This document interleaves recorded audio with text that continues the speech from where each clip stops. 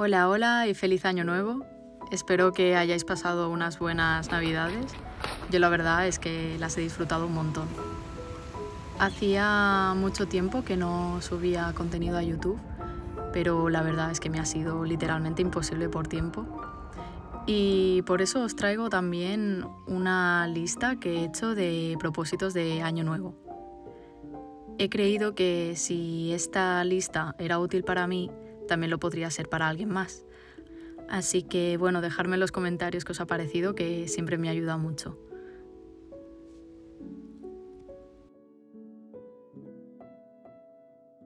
El primer propósito de año nuevo sería perder el miedo a equivocarme a la hora de crear.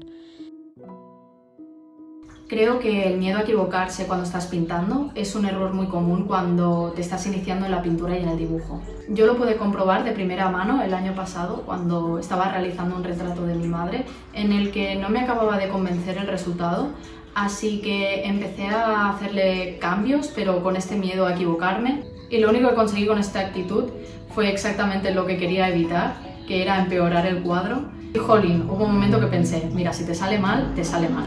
Empecé a pegar brochazos allí donde consideraba que eran necesarios y la verdad es que el resultado creo que mejoró bastante.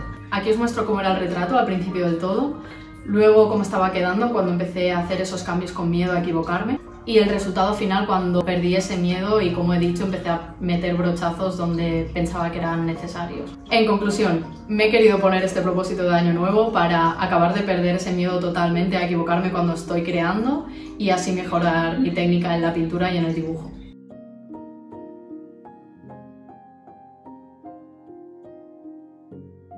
El segundo sería no presionarme tanto por no cumplir mis objetivos como artista. Está muy bien ponerse objetivos para saber y organizar dónde quieres llegar, pero a veces se nos olvida que somos personas humanas y que tenemos nuestras dificultades y baches, no tenemos una vida completamente estable. Y aquí hay un trabajo a lo mejor más como de autoestima y sería más tratarnos bien para no machacarnos y frustrarnos cuando no llegamos a nuestros objetivos.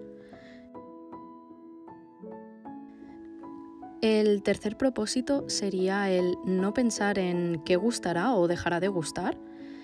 Creo que a menudo somos muy influenciables por las redes sociales y esto nos lleva a perder personalidad e intentar crear contenido que les guste a los demás.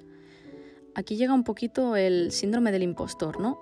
A mí me pasa, no sé a vosotros, que por no tener demasiados me gustas a veces en una publicación, me planteo, jolín, es que realmente no es bueno lo que hago, es que no le gusta a la gente porque no soy lo suficientemente buena y me empiezo a plantear como mi valor como artista.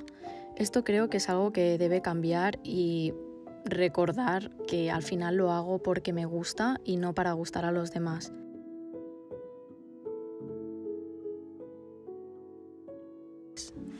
El próximo propósito de año nuevo sería ser un poquito más organizada porque sinceramente soy bastante desastre y me iría muy bien organizarme un pelín más.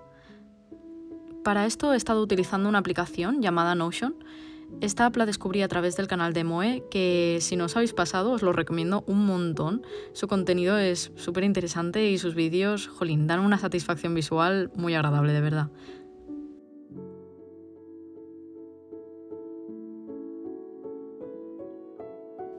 Volviendo a Notion, durante un tiempo estuve utilizando una plantilla que me pareció súper bonita y cookie, con vibes de Estudio Ghibli, pero en mi caso no me ha resultado eficaz a la hora de utilizarla, ya que al haber tanto contenido, enlaces e imágenes me era un poco engorrosa utilizarla al día a día. Por eso mismo, al empezar el año, me he creado una propia plantilla, un poquito más simple y minimalista, que creo que me ayudará a focalizarme un poquito más en las tareas y objetivos de mi día a día.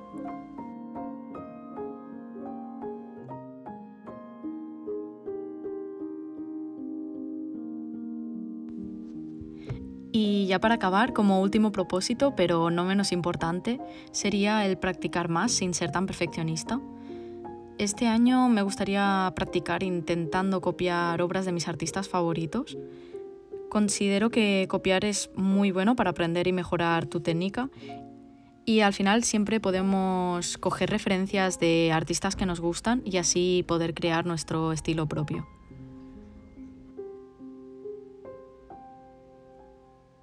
De esta forma me gustaría poder dedicarle ni que sea un día a la semana a dibujar y pintar.